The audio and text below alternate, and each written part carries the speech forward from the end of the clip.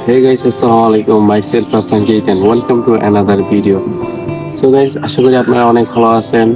আলহামদুলিল্লাহ আমি ভালো আছি। তো আজকের ভিডিওটা কোন টপিকে হইতেছে আপনারা তো থাম্বনেল দেখেই বুঝে ফেলছেন। হ্যাঁ গাইস, আমি কেন এত টিকটকে স্যাড ভিডিও পোস্ট করি, অনেক কারণই থাকে। আপনাদেরকে কিছু কথা বলবো, আপনারা বুঝতে পারবেন। তো মনোযোগ দিয়ে কথাটা শুনলে তাহলে বুঝতে পারবেন আমি কিসের জন্য সেট ভিডিও পোস্ট করি। 23 সালে মূলত ফার্স্ট টাইম একটা রিলেশনশিপ করি। সে আমার ছেড়ে গেছে।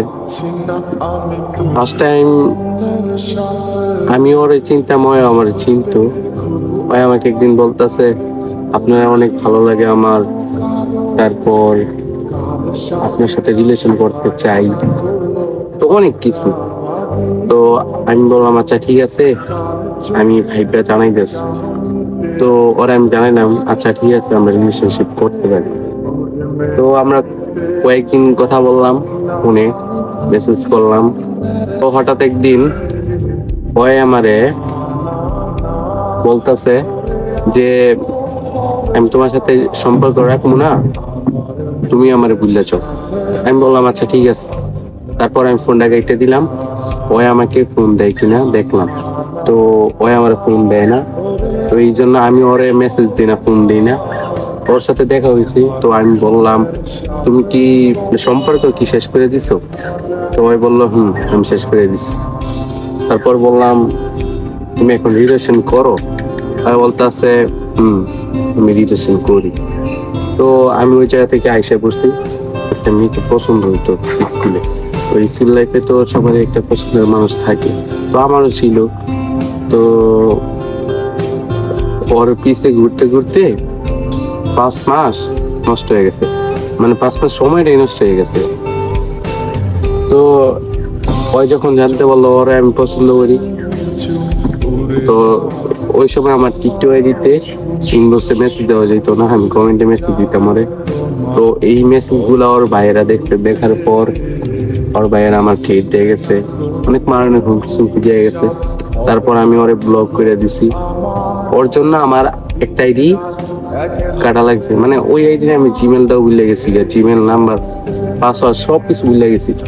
তো আর আইডিটা আনতে পারি নাই।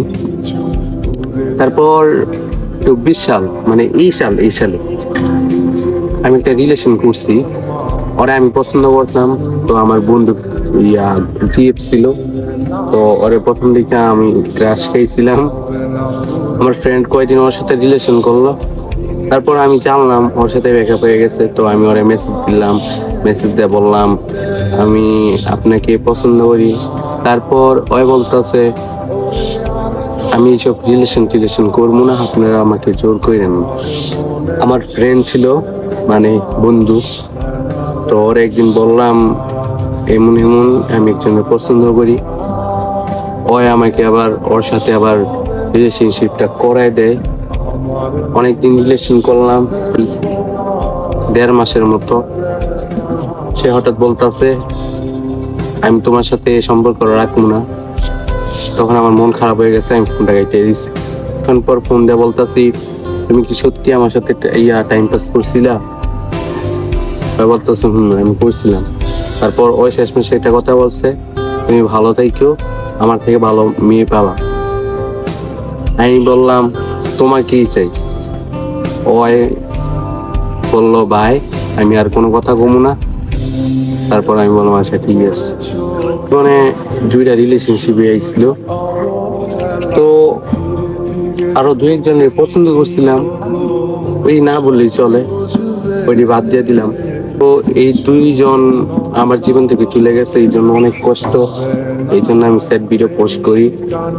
আমি এমন মানুষ চাইতেছি যে আমাকে বুঝবে, যে আমাকে ছাড়া আর অন্য কাউকে পাত্তা দিবে না, আমার কথা সবসময় শুনবে, আমার ফ্যামিলিকে আগলে রাখবে, আমার মা বাবাকে দেখে রাখবে। তো এমন একটা মেয়ে চাই আমি। যদি কেউ থাকো, আমাকে পছন্দ করে থাকো, অবশ্যই আমার নক দিও। আমার একটা ফেসবুক পেজ আছে, তো পেজের স্ক্রিনশটটা আমি স্ক্রিনে দিয়ে দিছি। তো সবাই যে ফলো করো অ্যান্ড লাইক কমেন্ট শেয়ার, আর আমার ইউটিউব চ্যানেলে সবাই সাবস্ক্রাইব করো, লাইকও করো। তো আশা করি আপনারা বুঝতে পারছেন আমি কেন স্যাড ভিডিও পোস্ট করি। তো আরো অনেক কথা ছিল, তো এক সময় মন খোলা সবকিছু বলবো সময় হইলে। আপাতত থাকুক।